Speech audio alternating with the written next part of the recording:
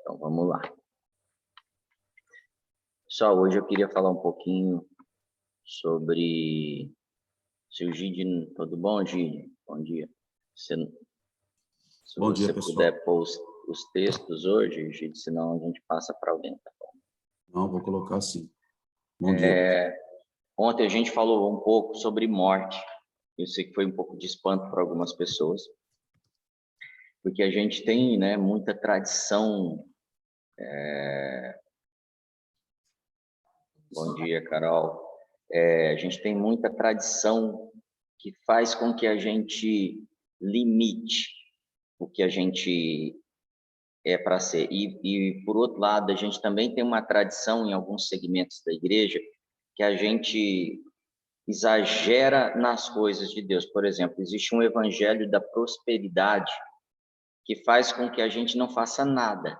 Simplesmente dá uns gritos, faz uns rituais e por isso você vai ser próspero. E não existe base bíblica para isso. Vocês acham que a vida de Davi foi uma vida próspera?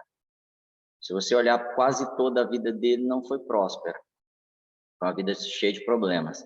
E ele se torna, no final, rei. Então, a impressão que dá é que, no máximo, que eu vou ter alguns problemas e, no final, eu me torno rei. Eu posso usar a vida de Davi para criar um evangelho. Mas, se eu usar a Bíblia como base para um evangelho, para uma verdade para a minha vida, eu tenho que considerar também a vida de Paulo. O que Paulo ganhou naturalmente depois da sua conversão? Naturalmente, gente. O que vocês lembram que ele ganhou? Nada. Não ganhou nada. Só ganhou problema, abandono, assalto, naufrágio, perseguição, humilhação, chicote, fome, sede, prisão. E ele termina sendo morto. Ou seja, parece que a gente estabelece e organiza o evangelho conforme é confortável para a gente. E normalmente a gente procura religião que faz isso com a gente também, que é gostoso estar ali. Então, e aqui não cabe eu julgar você ou qualquer outra pessoa julgar você ou você me julgar. Cabe a gente analisar à luz das escrituras que evangelho eu estou seguindo. Porque quando a gente fala de morte, por exemplo, quando eu trouxe essa questão da morte, muitas pessoas se espantam com isso. E, na verdade, Deus usou isso como um canal, inclusive, para a nossa salvação. Porque se Jesus não pudesse morrer, que a morte já estava estabelecida antes, né? Eu não poderia ser reconectado. Então, isso eu sei que algumas pessoas comentaram comigo depois, sim, para elas é um escândalo, e é mesmo, é diferente. Outro ponto às vezes, eu entendo que eu recebo as coisas porque eu sou bom, porque eu faço obras, porque eu sou generoso, porque eu invisto tempo na igreja, invisto tempo nas coisas. Então, por causa disso, eu penso que eu sou abençoado. E, na verdade, não é. Deus te abençoa enquanto você dorme. Então, eu preciso entender qual é a relação real que eu tenho com Deus. Qual é a relação que você estabelece com Deus hoje? É pessoal. E ela, claro, vai passar por dentro da igreja, porque sem a igreja não há relacionamento com Deus, porque ele relaciona com a igreja dele. E aí eu não estou falando em instituição, Just Church ou qualquer outra instituição, tá bom? Eu estou falando da igreja mesmo, a igreja com I maiúsculo. A igreja que Jesus estabeleceu na terra, ele falou assim, eu edificarei a minha igreja. E ele tem feito isso, ele tem nos chamado para esse tempo de avanço da igreja. Eu acho que você tem percebido isso. Porque apesar das notícias, do barulho ser tão grande, nunca se converteu tantas pessoas, nunca as pessoas buscaram tanta santidade. O que a televisão, que as coisas mostram para a gente é outro assunto. O que as universidades públicas estão fazendo, tudo bem, é outro assunto. Mas os valores estão mudando. As pessoas estão cansadas. Inclusive, o que a gente vê de efeito de busca, até de consumo de produto, posso garantir para vocês que tem mudado. Está mudando a coisa, tá bom? Então, o que eu queria provocar de assunto hoje eu preciso não olhar para trás. Não sei se você já estudou isso, já pensou nesse termo. Inclusive, a Bíblia vai falar para eu não olhar para trás. Em Lucas 9, verso 57, diz assim. Vamos ler até os 60, eu acho. Os 62. Lucas 9, 57 diz assim. A Sara também está aí. Bem-vinda, filha. Vou segui-lo para onde o Senhor for. Vou segui-lo para onde... Alguém chega para Jesus e fala assim, eu vou seguir para onde o Senhor for. Eu vou seguir o Senhor de qualquer forma. Eu acho que a maioria de nós aqui, se não todos, já falou isso para Jesus. Mas o quão difícil é isso, né? Vamos ser sinceros. E aí, Jesus responde, eu sei que isso não é simples não, tá? E ele fala assim, as raposas têm suas tocas, né? Deixa eu abrir o versículo aqui, senão eu vou ficar tentando adivinhar. Quando andavam pelo caminho, um homem disse, eu te seguirei por onde quer que fores. Eu vou te seguir para qualquer caminho. Jesus respondeu, as raposas têm suas tocas e as aves do céu têm seus ninhos, mas o Filho do Homem não tem onde repousar a cabeça. Primeiro eu vou quebrar só um evangelho, não, uma doutrina que ensina que Jesus era pobre. Jesus não era pobre. Jesus tinha casa na praia, Jesus tinha um tesoureiro, Jesus viajava e tinha recurso para onde ele ia, e ele tinha autoridade sobre muitas coisas. Por exemplo, ele tinha autoridade para entrar no templo, abrir a Bíblia, que só tinha uma ali, e ler essa Bíblia num dia de sábado. Então, ele era um homem de posses. Quando a gente estuda que ele era carpinteiro, então a história dele era uma vida de carpinteiro, na verdade, a palavra carpinteiro ali não trata só de fazer cadeiras, trata também de ser um construtor. Então, ele trabalhava com uma empresa, né, era dele, imagino que era do pai dele, mas era uma empresa que construía casas, algo muito valioso até hoje, né? Então, do que ele está falando quando ele fala não tem onde repousar sua cabeça? O Filho do Homem não tem onde repousar sua cabeça. Ele está falando que eu ainda não tenho um corpo. Ele fala assim, eu vou te seguir para onde você quiser, aonde o Senhor for. Ele está falando assim, o corpo ainda não está conduzido, não tem como você me seguir nesse nível que você está falando. E aí não está falando de lugar, tá, gente? Está falando de maneira de seguir, de poder ouvir a Cristo e seguir, que é o que a gente tem hoje. E aí a Bíblia, clara, fala que a partir do momento que ele morre, ele é a cabeça do corpo. Então, ele está dizendo, ele não está falando de deitar no sentido de dormir, ele está falando de família, de encaixar como uma coisa só. Então, a cabeça de Cristo é encaixada no corpo a partir da sua morte. Ele não tinha corpo. Jesus tinha, Cristo não. Amém? Tá claro? Tá aí, tá? E aí, a outro disse, siga-me. Mas o homem respondeu, Senhor, deixa-me primeiro sepultar meu pai. Aqui a gente começa a entender até que Jesus é insensível. Alguns homens de Deus usam esses textos para ser muito agressivo com a igreja. Tipo assim, você tem que fazer assim, assim e largar as coisas. Não, ele não nos convidou para largar as coisas que ele nos deu, mas ele nos chama para poder estar desvencilhado das coisas. São coisas diferentes, tá? Se eu precisar abrir mão de algo, eu tenho que estar pronto. E ele fala assim, deixa eu sepultar meu pai. Ele não é insensível. Verso 60. Jesus disse, deixa-me que os mortos sepultem os seus próprios mortos, você, porém, vá, proclame o reino de Deus. Então, está sendo muito claro em relação a apego. Por quê? Porque ele não ia proibir a pessoa simplesmente de ir lá no enterro do pai dele, acabou e pronto. Ele está falando assim, como é que está o apego às coisas mortas do mundo? Deixa as coisas mortas e conecte-se com o evangelho do reino. Vai e prega isso. Então, ande na vida. Ainda outro disse, vou seguir-te, Senhor, mas deixa-me primeiro despedir da minha família. Verso 62, Jesus respondeu, ninguém que põe a mão no arado e olha para trás é apto para o reino de Deus.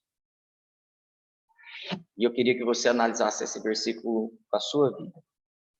Eu faço esse exercício constantemente. Por quê? Porque muitas vezes a gente deixa as coisas do mundo, mas as coisas do mundo não deixam a gente. E aí vale para tudo, para todos os valores que eu estabeleço na minha vida. Lucas 14, eu não me lembro o versículo exato, mas fala que aquele que não aborrecer pai e mãe não é apto, não é digno do reino dos céus. Aborrecer sabe aqueles planos naturais? Se você não está disposto a aborrecer seus planos naturais, com certeza você não estará apto para o reino dos céus. Algumas pessoas têm tanta tradição nas coisas naturais, por exemplo, eu tenho tanta tradição na minha empresa veio do meu pai, ou na minha carreira, ou na minha casa, e tem tanto cuidado com a casa que a pessoa largou uma vassoura fora de lugar, ela se irrita tanto. Uma pessoa perdeu um objeto seu, a gente se irrita tanto, porque era uma tradição. E não quer dizer que você não possa ter apego a certas coisas. Ontem, essa semana, um rapaz falou assim, usa essa ferramenta aqui, mas ela era do meu pai. Acho super legal isso. Mas aquilo não pode ser mais importante do que o pai dele e não pode ser mais importante ainda do que a vida. Então, se eu precisar perder essa ferramenta para salvar uma pessoa, tirar uma pessoa que está se afogando, sei lá, eu teria que tomar essa decisão. E aí eu quero trazer Lucas 17, 32 e 33, a um texto que provoca muito a nossa reflexão. E por que eu estou trazendo isso? Porque esse é um tempo novo, a gente passou por uma Páscoa, e Páscoa, ela acontece no primeiro mês, no começo do ano do povo hebreu. Existem dois períodos de ano novo, um período político e um período religioso. Nós estamos passando por um período extremamente importante, onde as trevas são dominadas, onde o reino de Deus é estabelecido, onde o povo de Deus é salvo, onde a morte passa e não pode tocar eles. A gente está passando por um tempo profético na esfera dos milênios, porque a gente está num tempo extremamente importante, profeticamente falando.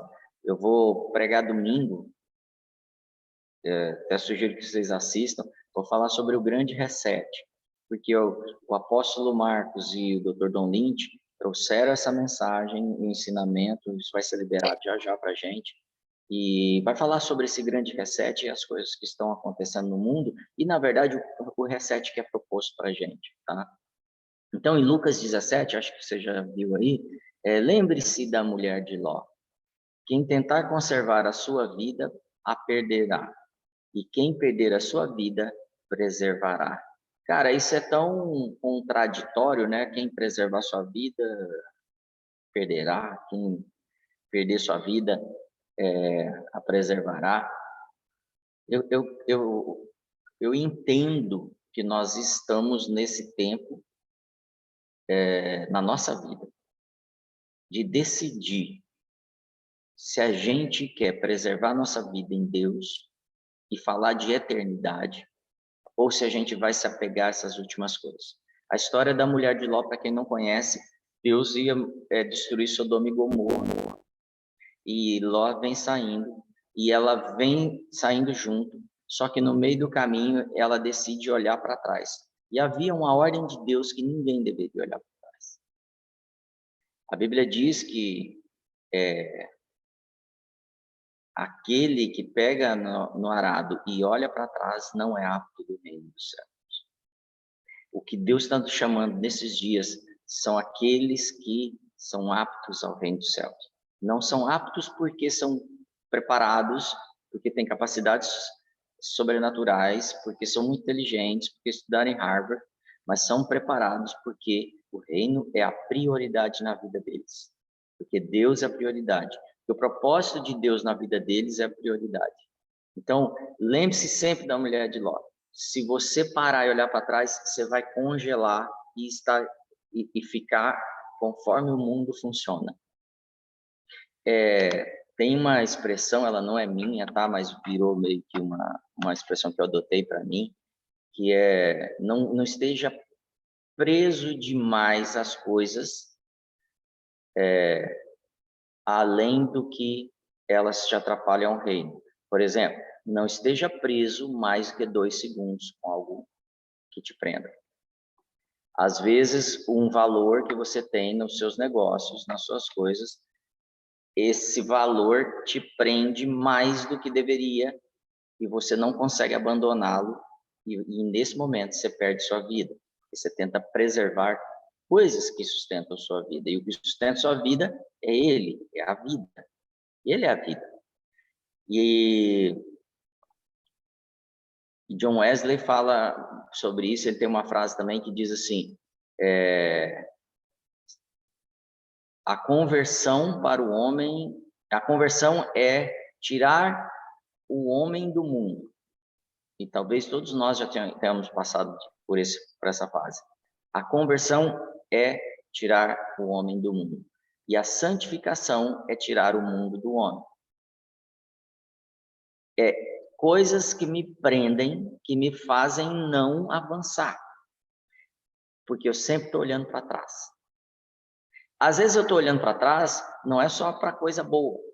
Às vezes eu não consigo perdoar situações. Às vezes eu não consigo parar de me acusar de erros que eu cometi. Então, eu não me desvencilho, eu não abandono o passado. Eu acho que isso prende mais, gente, isso é opinião pessoal. Tá? Eu acho que isso prende mais do que até coisas materiais. Coisas que a gente imagina.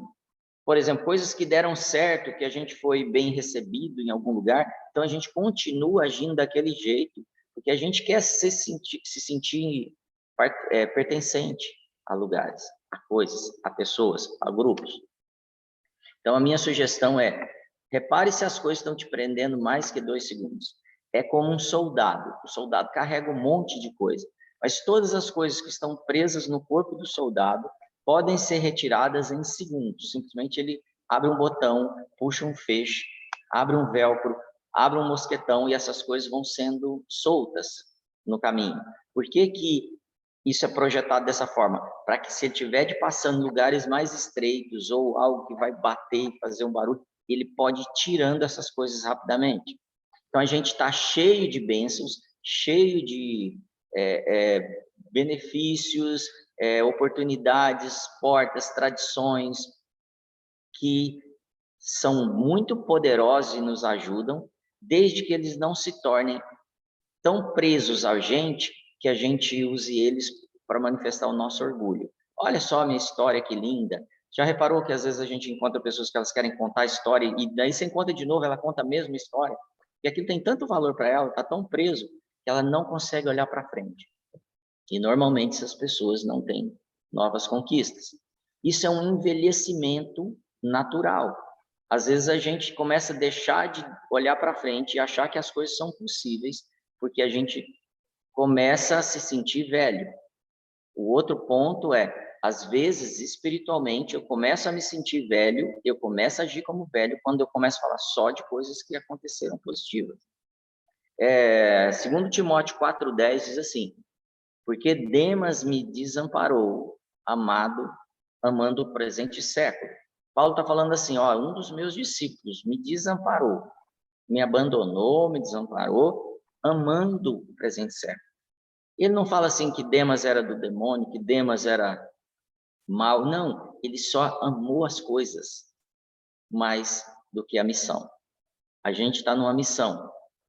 Gálatas 5:1 diz assim, estais, pois, firmes na liberdade com Cristo, com que Cristo nos libertou, e não torneis a colocar-vos debaixo do jugo da servidão. Nós não somos escravos, nós não estamos presos. Chegou o tempo de a gente aproveitar essa liberdade. E eu queria abrir aqui para algumas respostas. Você tem se sentido livre? Ou você tem tido constantes, não é um caso ou outro, mas constantes situações que você se vê preso ao pecado, às coisas boas que o mundo te prende, As histórias antigas, como é que está isso? Como é que você se sente? Quando isso acontece, a necessidade de arrependimento. Então, eu queria abrir aqui para alguém, se isso fala com alguém, se você sente que você já se desvencilhou, e aí é super legal ter uma história assim também. Poxa, eu já fui preso, hoje eu me sinto solto, hoje eu consigo abrir mão das coisas mais rápido. Amém. Ajuda aí, gente.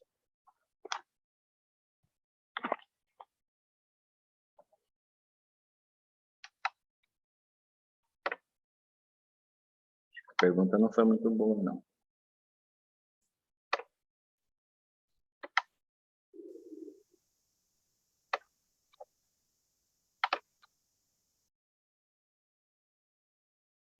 Amém. Então, vou seguir aqui.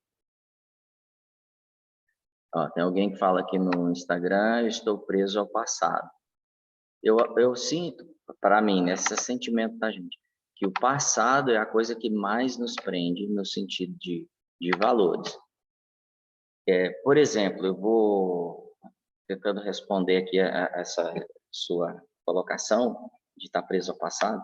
Eu conheço pessoas que receberam missões de Deus, empresas, negócios, né, carreira, inclusive fizeram faculdades, porque naquele momento Deus colocou como algo importante para o reino, inclusive, para a vida da pessoa, aquilo.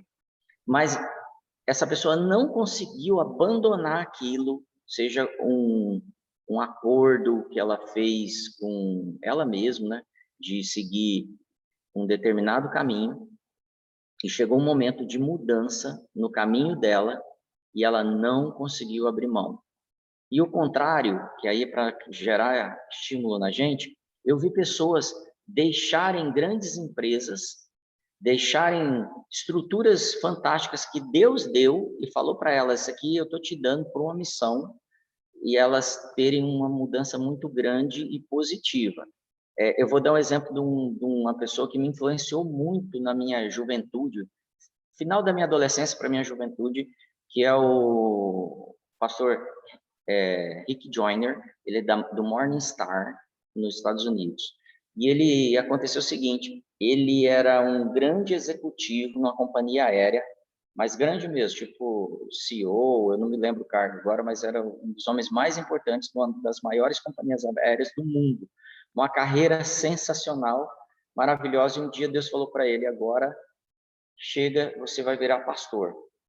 E ele tem uma crise muito grande, porque ele fala assim: mas você me falou que era para eu ser executivo, eu investi todo o meu tempo, o meu estudo, fiz os cursos que precisava, toda a energia, o tempo e minha dedicação de vida foi voltada a essa companhia e a esse projeto, porque a gente levaria o reino para dentro dos negócios. E aí Deus falou: sim, para esse tempo, agora eu estou te chamando para ser pastor. E ele vira pastor numa pequena igreja, numa pequena cidade, e ele continua pastoreando durante anos.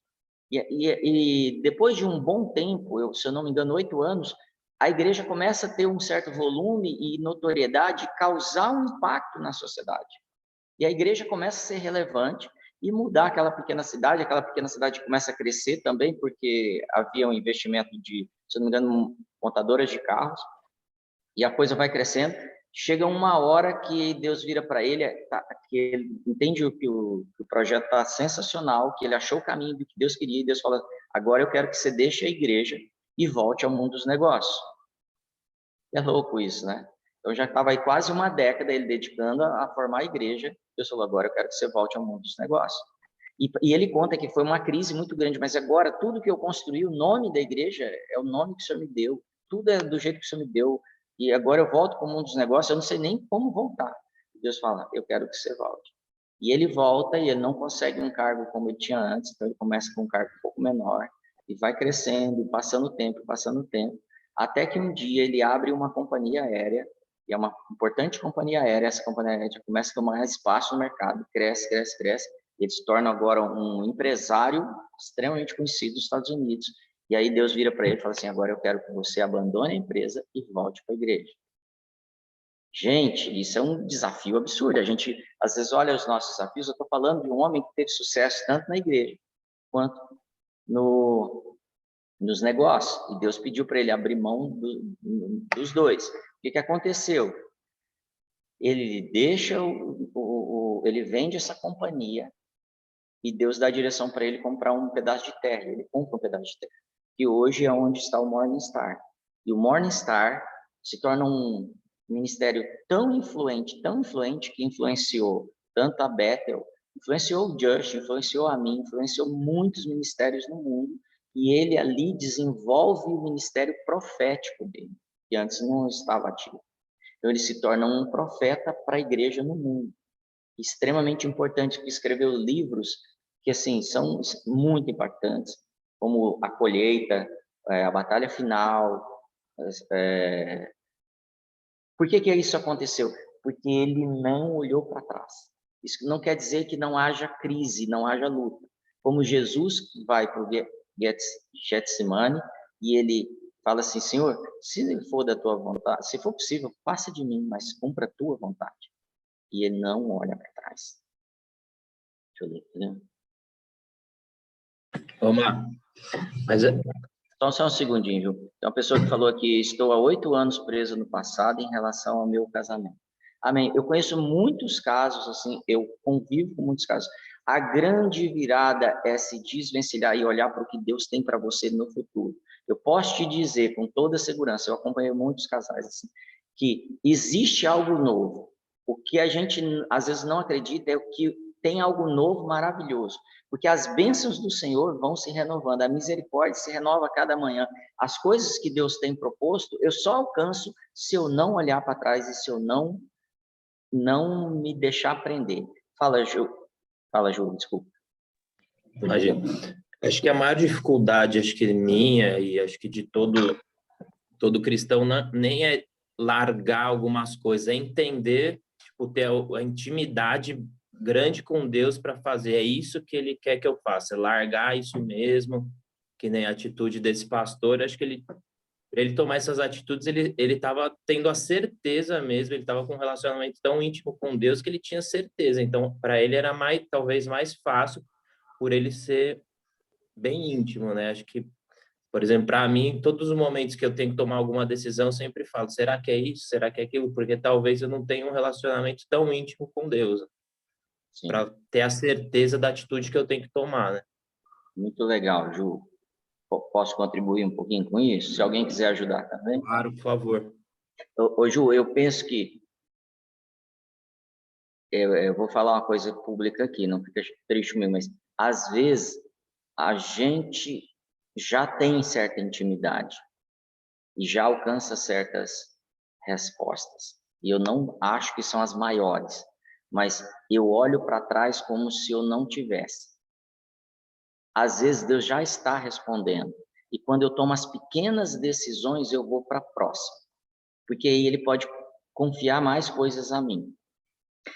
Decidir entregar uma grande companhia aérea, abandonar para começar um ministério, eu tenho certeza, e eu não me lembro da história do detalhe, eu tenho isso nos livros, tá? Mas eu tenho certeza que isso demorou 1 ano, 2, 3, sei lá, para que tudo acontecesse.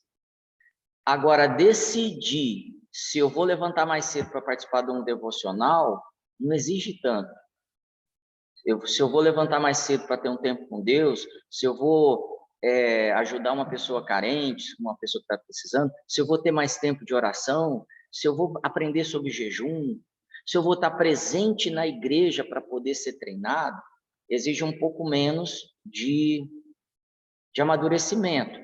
E a decisão, eu posso dizer isso porque você é uma pessoa assim, que você já tomou decisões, né? Então, estou expondo aqui que isso é extremamente positivo. Então, daqui para frente, eu já preciso olhar qual é o novo nível de fala de Deus comigo? Qual é o nível mais profundo agora? Porque, igual um dos últimos devocionais que a gente teve, Deus vira para Samuel e fala: Samuel, Samuel, ele é tão menino que ele não sabe que Deus está falando. Ele pensa que é o sacerdote Eli. Samuel, Samuel, conforme eu vou me relacionando e deixando ele assumir coisas, ele vai me dando falando comigo de forma mais profunda. Então, quando eu consigo falar assim, por exemplo, se eu tenho cometido um pecado e eu tenho ouvido de Deus e eu falo assim, eu quero decidir abrir mão do pecado, e eu confesso o meu pecado, e eu procuro pessoas, eu procuro ambientes que me ajudam a não pecar, a próxima coisa que eu vou ouvir de Deus já não é sobre pecado. A próxima coisa que eu vou ouvir de Deus é, eu preciso te entregar um projeto, porque você já está livre disso. Então, agora eu te entrego um projeto. Aí ele me entrega um projeto, a próxima coisa, ele fala assim, ó, no seu coração tem um apego por coisas e você está muito apegado ao projeto. Eu vou te tirar o projeto, vou te dar uma coisa diferente. Talvez maior, talvez menor, mas eu vou para a próxima fase. E aí, Filipenses, eu lembro desse texto, está aqui, ó, Filipenses 3, 13 e 14, diz assim, Paulo falando com a gente, irmãos, não penso que eu mesmo já tenha alcançado, mas uma coisa faço, esquecendo-me das coisas que ficaram para trás e avançando para as coisas que estão adiante, aqui está a chave. Esquecendo-me, ou seja, eu não fico pensando mais que não consegui, que não ouvi, que não deu certo, que o meu casamento foi um transtorno, um problema ou uma experiência ruim. Eu não penso nisso, eu penso em o que Deus quer para mim. Porque quando eu conversei outro dia com um homem muito importante no plano de Deus, é claramente que Deus tem um plano muito grande na vida dele, e ele falava assim, eu estou velho, mas quantos anos você tem? Tem 47. Eu falei, não acredito, você está pensando assim, não, eu estou muito velho, eu já conquistei minha casinha, meu carrinho, não sei o quê. Eu falei, você ainda não conquistou nada do que Deus quer para você, é muito mais do que um carrinho, uma casinha e seus filhos na faculdade. Ele falou, não, tá bom, eu tô cansado. E aí, depois de algum tempo de conversa, eu trouxe à memória pessoas de sucesso que começaram os seus negócios depois dos 50, depois dos 60, depois dos 70, inclusive. Inclusive, o Roberto Marinho, o fundador do McDonald's, o fundador da IBM, são muitos homens de Deus, ele é um homem de negócio, por isso que eu dava exemplo de negócio, que começaram assim. Se existem muitos ministros que começaram depois de velho, estiveram na igreja durante muito tempo, de repente, como o próprio Rick Joyner, ele desponta depois da sua velhice. O Bill Johnson, ou a Bethel nos Estados Unidos, que é uma referência para a gente. Só começou há pouco tempo como uma referência mundial. 10 anos, 12 anos, ou seja, ele já tinha mais de 60 anos. Não tem tempo tardio, mas a gente se torna tardio quando a gente continua olhando para trás, quando a gente acorda pensando naquilo que fizeram. Eu fui traído em muitas frentes na minha vida, fui puxado do tapete profissionalmente muitas vezes, e quanto mais fazem, mais eu quero um próximo desafio. Eu quero experimentar o próximo passo do Senhor. É porque eu sou bom? Não, porque eu me condicionei a isso. Eu falo assim, Senhor, o Senhor não tem plano pequeno para mim. Se estão me tirando isso, tem algo melhor. Se o meu cônjuge, o meu casamento não funcionou, Deus tem algo melhor. Se dentro dessa igreja não tem dado certo, Deus tem algo melhor para mim. Se a minha carreira não deu certo como médico, advogado, engenheiro, não sei o que você... Deus tem uma experiência tão incrível para você. A gente tem a experiência da Lu, do Cason, na nossa igreja, que ela deixa de ser dentista, com a cadeira de dentista, com consultório de dentista, com clientela de dentista, para se tornar fotógrafo do zero. Se você perguntar se ela está feliz, eu tenho certeza. E nós já sabemos, ela também sabe disso, que Deus tem outro plano além disso para ela. Isso é só a entrada do projeto de Deus na vida dela. É um tempo de virada, gente. O que vem no meu coração agora é isso. Nós estamos no primeiro mês de uma era profética. Deus tem algo para você. Então, deixe as coisas que ficaram para trás e avance para as coisas que estão adiante de você. Eu quero que você tenha sonhos grandes, expectativas grandes. Não há limite para Deus. A Bíblia diz, batei e abre-se-vos-á, buscai e achareis, pedi e dar-se-vos-á. A gente recebe quando a gente pede as coisas, mas a Bíblia fala em Salmo assim, peça-me as nações, e quem me conhece sabe que eu peço nações. Eu não peço, como é que eu posso dizer? Me dá um carro novo. Ontem uma pessoa importante na minha vida também perguntou assim, e qual é o seu projeto? Aí eu falei assim, meu projeto é tão grande que não dá para definir tantas coisas. Assim, por exemplo, eu quero ver as coisas acontecendo na minha cidade. Em volta de mim, está além dos meus desejos naturais. Ah, esse é melhor que os outros. Não, eu tenho conseguido ver que Deus tem planos grandes para mim, que inclusive coisas que não me prendem. E aí prossigo para o alvo, a fim de ganhar o prêmio chamado celestial de Deus em Cristo Jesus. Esse prêmio está nele, e se eu não me relacionar com ele, eu não vou alcançar esse prêmio. Amém? Quem mais quer falar um pouco aí? Que hoje eu falei muito, hein, gente? Pastor, Oi. você estava falando sobre essas viradas, e eu lembrei de algo que aconteceu comigo quando eu cheguei no Just, que a virada foi Deus me falar para não sair do que eu estava fazendo, né? Porque quando eu cheguei no Just, eu estava praticamente determinado a largar minha profissão por experiências ruins com pessoas, por não acreditar no meu potencial, não ver o que poderia acontecer, o que Deus poderia fazer através desse dom, através desse potencial. E Deus começou a me mostrar coisas do que eu deveria fazer com isso, né? Seja através da parábola dos talentos, seja através, como você disse, dessa visão de nações, né? Pensando na arte como uma nação. E isso mudou o negócio completamente, que de querer sair da profissão para procurar qualquer outra coisa que fosse, agarrar o negócio mesmo para desenvolver. E a forma com que as coisas aconteceram foi como se realmente tivesse saído para pegar uma proporção muito maior de desenvolvimento, de técnica, até de conexão com Deus para fazer muita coisa. Então, realmente, essas viradas, elas acontecem quando a gente fica atento para ouvir ele e falar, não, beleza, não sei o que vai virar não, mas vamos. Amém. A gente nunca tem total certeza, isso que eu tiro do que você está trazendo, é o que eu penso. Às vezes, algumas pessoas deixam o caminho e olham para trás porque elas querem ter o controle sobre o novo plano de Deus. Então, Deus, eu vou se você me der todos os detalhes. Deus nunca agiu assim com ninguém na Bíblia. Ele diz para Abraão, pega a sua família e vaza. Eu vou te mostrar para onde você vai. E aí ele sai. Eu vou te levar para uma terra e não tem detalhe. A saída do Egito não tem detalhe. A seguir Jesus não tem detalhe.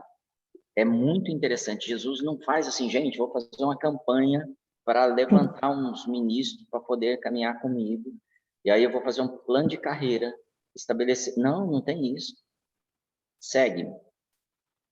Vou te fazer pescador de homens. É o máximo que ele vai te falar. Vou te fazer uma pessoa que está apta para o reino de Deus, que não olha para trás. Eliseu quebrou tudo que ele tinha, pôs fogo na empresa dele, na fazenda dele, pôs fogo nas máquinas dele, acabou com tudo, falou assim, isso aqui é para não derrubar as pontes para eu não voltar para trás. Pecado também, a gente tem que fazer isso. A gente tem que fechar a possibilidade de pecado. Como que a gente fecha? Confessando os nossos pecados uns aos outros. Falando, buscando uma pessoa madura, falando assim, eu preciso confessar, essa área eu não tenho conseguido vencer. Eu preciso que você saiba disso, porque eu preciso compartilhar com alguém o meu desafio. Eu preciso confessar para as pessoas que eu não tenho abandonado o passado e eu vou liberar essas pessoas.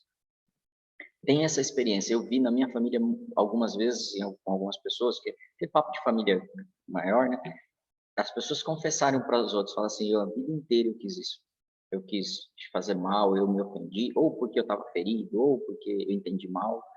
E chega um tempo dessas pessoas abrirem mão do passado e aí elas começarem a ter perspectivas novas. Inclusive alguns, os relacionamentos ficaram muito bons depois, e outros nunca mais se relacionaram no sentido de intimidade, mas não tem raiva. Eles dormem e esquecem da outra pessoa, não estão presos. Na sua profissão, eu sei que o Isaías passou algumas coisas ruins, na profissão, eu tive de fazer exercício para falar assim, eu tenho que perdoar tais pessoas que me traíram nos meus negócios e que me prejudicaram. É exercício, é decidir, porque eu não quero olhar para trás. A Bíblia diz que o povo de Deus, quando sai do Egito, eles ainda pensavam nas coisas, e eles falam assim, por ficar pensando naquilo que era bom lá atrás, eles falam assim, era melhor voltar à escravidão. É melhor ser escravo e ter essas coisinhas que eu gosto. É melhor ser escravo e manter aquela vida. É melhor ser escravo e humilhado e continuar daquela mesma forma. E Deus está falando assim, eu tenho uma vida e vida de liberdade para você. Eu tenho uma vida e uma vida de abundância para você. Eu tenho uma nova vida. A proposta de Deus é uma nova vida. E por isso que eu abri falando assim, parece que Paulo é fracassado, porque ele só vai perdendo das coisas. E ele fala assim, não, eu deixo para trás isso. Todo o conhecimento que eu tinha, ele era o cara que estudou em Harvard, ele era o cara que trabalhou no Vale do Silício, ele era o cara que fez pós-graduação, pensa nos melhores que existem no mundo, e aí, de repente, ele fala assim, eu estou abrindo mão de tudo por causa de Cristo, porque isso é maior, eu estou entendendo que isso é maior. Então, Deus tem um plano muito maior do que o nosso plano. Amém? Bom dia, Marcelo. Bom dia, Gini. Posso colaborar rapidão aqui Claro. com a testemunha? Talvez dos que estejam aqui, eu não sei se o Hélio participou de um momento que eu tive aqui na minha casa. Estou vendo o Hélio aí, está presente, bom dia. E eu lá em Campinas, em 2005, eu recebi uma oportunidade de transferência da mesma empresa que eu trabalho hoje, de sair de Campinas e ir para Bauru. E naquela ocasião, eu saí de Campinas com uma situação não resolvida no meu coração com uma pessoa da igreja. Nós tivemos um desconforto, uma situação, e eu fiquei ofendido. Eu fiquei ofendido com a situação. E o que eu fiz? Eu comecei a fugir dessa situação. Eu comecei a cortar caminho. Eu parei de acessar, assim, de certas formas, os lugares que aquela pessoa estava, e a gente tinha uma certa proximidade. Naquela época, eu recém-casado, eu dependia de carona para voltar da igreja, nós morávamos muito longe da igreja, então, essa era uma família que me abençoava com carona, mas a gente deixou algumas coisas entrar no nosso coração, naquela situação, e houve realmente uma situação em que eu entendi que estava havendo uma injustiça, né? E aí, aconteceu que essa família também recebeu, um pouco antes de mim, uma promoção. Esse irmão em Cristo, ele trabalhava na Petrobras e ele foi para o estado de Goiás. E aí eu fiquei em Campinas e praticamente em menos de um ano eu também saí de Campinas e fui para Bauru e promovido, mas a minha esposa com a esposa deles, elas continuaram trocando conversa e elas continuaram normal, né? Assim, e inclusive ela foi em casa, tá? Mas eu fechei meu coração completamente para essa pessoa. Eu fechei. E nas situações onde acontecia e que surgia a ideia de que nós pudéssemos, em algum momento, ir para a região que eles moravam e visitá-los, eu não falava nada para a Soninha, mas eu não queria aquilo de jeito nenhum. Eu não queria nem mesmo estar junto com eles. E nós éramos irmãos em Cristo, né? E esses anos todos foram passando e nós tínhamos aqui na nossa casa, há algum tempo atrás, um grupo de célula que nós chamávamos lá da igreja que nós éramos, né? E esse grupo foi ficando grande e tudo mais, e olha o que aconteceu, pessoal, como Deus, ele tem formas maravilhosas de nos ajudar a resolver as situações que que nós estamos presos, e se nós quisermos, é claro. Nós, estando aqui em Ribeirão Preto, já há pouco tempo atrás, nós ouvimos a notícia de que essa família estava preparando para mudar aqui para Ribeirão Preto. Ele ia ser transferido aqui para o posto da Petrobras aqui que tem lá no Anel Viário. Essa esposa desse irmão chamou a Soninha e falou, olha, nós estamos indo aí, tá? e o meu marido vai começar a ir para Ribeirão, vai ficar em hotel. Aconteceu que naquele momento, de todas as vezes que eu lembrava deles e que eu tinha um sentimento avesso àquela situação, dessa vez, nesse momento, exatamente nesse momento, eu não sei o que aconteceu, mas o meu coração, ele transformou completamente. Quando eu fiquei sabendo da notícia, parece que tudo aquilo que tinha acontecido, que me prendia naquela situação, quando eu lembrava deles, parece que sumiu. No momento em que eles começaram a vir para cá, ele principalmente, eu fiz questão de buscá-lo no aeroporto, eu fiz questão de buscá-lo no hotel, trazê-lo em casa, jantarmos junto com ele, estarmos à mesa com ele, e eu não tive dúvida de confessar o meu pecado diante, inclusive, da célula, numa ocasião que ele esteve com a gente aqui, ele participou com a gente daquele momento, e dizer para ele abertamente, pedir perdão para ele daquela situação, porque ninguém sabia, não precisava expor, né? Oi? O tema da célula falava sobre perdão. Acho que o tema daquele dia era perdão, e naquele momento, eu pude abrir meu coração para ele, mas eu sinto que a gente precisa ter uma predisposição, sabe? Quando eu ouvi a notícia de que ele estava vindo para Ribeirão, eu falei, Deus está me dando uma oportunidade de que eu reate um relacionamento que ficou travando a minha vida, o meu coração, lá atrás. E eu falei, eu tenho certeza que eu não vou conseguir ir muito longe na minha caminhada com Jesus ou naquilo que o Senhor tiver para mim, se no meu coração eu tiver coisas que não são, isso não é do caráter, não é da moral, não faz parte do amor de Deus, né? Isso não tem como eu seguir adiante com essa situação. E toda vez que eu pensava que tivesse alguém que existia nessa terra e que eu tinha uma coisa no meu coração que precisava ser tratada, eu lembrava dele. Olha para você ver, gente, o irmão morava em Goiás, depois de Goiás ele mudou para Minas, depois Deus trouxe ele aqui para morar em Ribeirão, ele mora aqui hoje, a gente tem convivência, amizade, nós não estamos juntos assim o tempo todo, mas Deus fez algo maravilhoso para mim, porque a partir daquele dia eu vi grandes progressos da parte do Senhor. Então, quero deixar esse testemunho aí de como a gente pode ficar preso no passado com coisas tão bobas às vezes. Amém, Gide, muito forte isso. Obrigado pela coragem aí de compartilhar também. Eu imagino que todos nós aqui tenham em algum ponto motivos e coisas para deixar para trás. Sejam coisas que nossos pais disseram para a gente, coisas que irmãos falaram para a gente, cunhados, primos, amigos, patrões, sejam valores que tivemos na nossa vida, carreira. Eu conheci uma pessoa, um japonês, um cara demais, que o dia que a empresa quebrou, ele não conseguiu se recuperar. Muitas empresas estão quebrando hoje. Eu não posso me prender nisso, porque Deus tem coisas muito maiores. Alguns de nós talvez tenham que deixar para trás hoje, além de acusações e sucesso, fracassos. Coisas que você falou errado, que você fez errado e que te envergonham. E quando o Gide falava, eu não posso dar um estudo agora que não dá tempo, mas eu me lembrei de Mefibosete, não sei se vocês se lembram dele.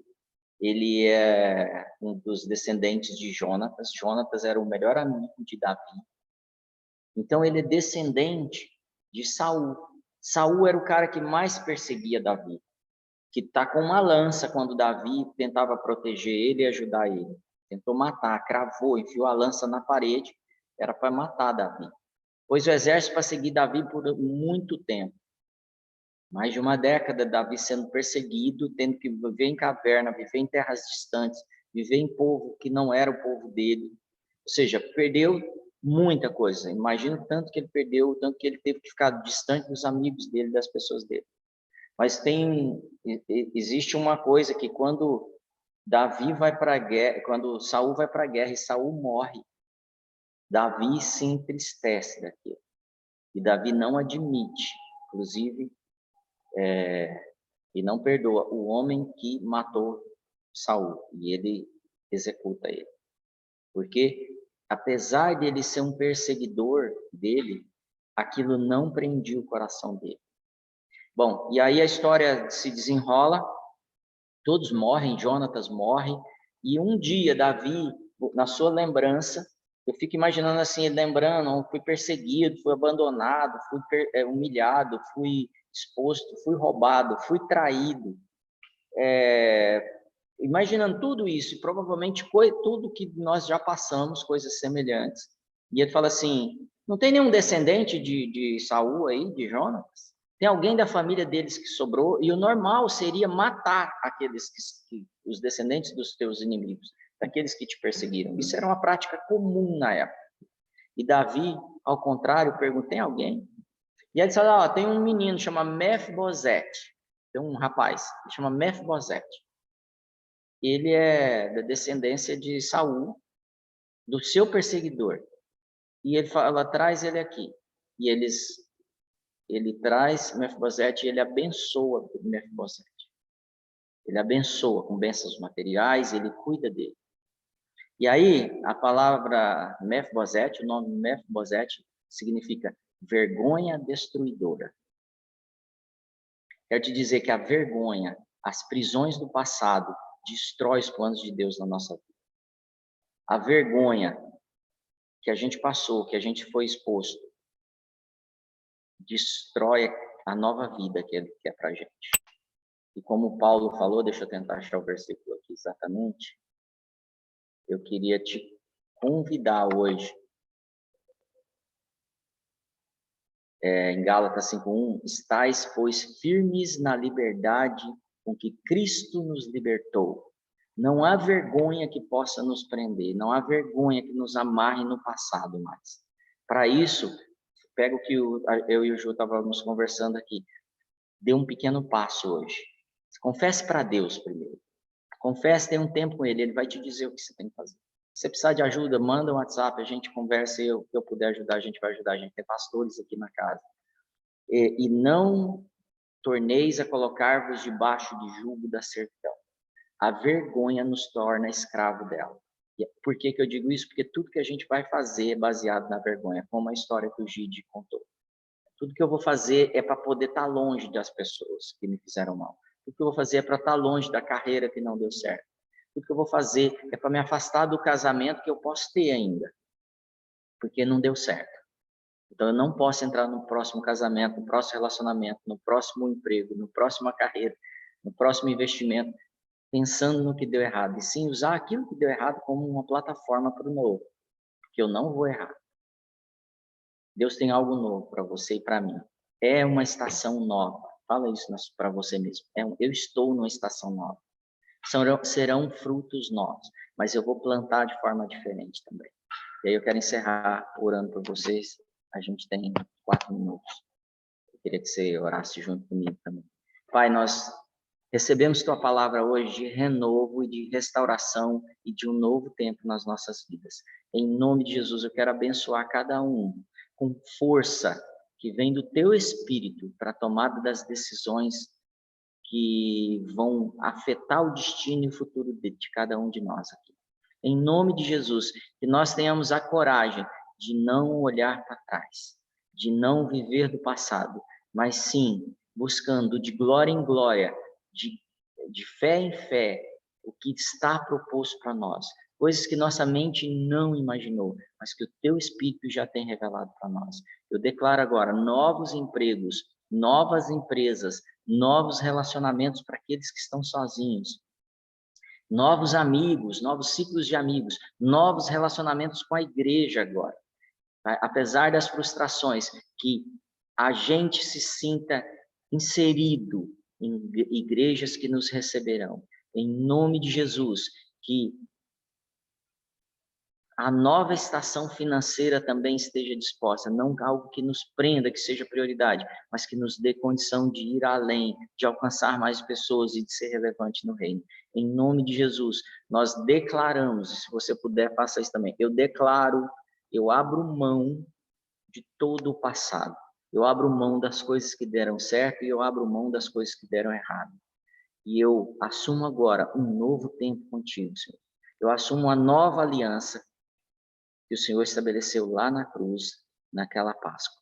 Em nome de Jesus, que da mesma forma que o Senhor ressuscitou o meu corpo, ressuscitou a esperança em mim, ressuscite também os novos planos, que eu viva o que tem de novo para minha vida, em nome de Jesus. Amém, gente?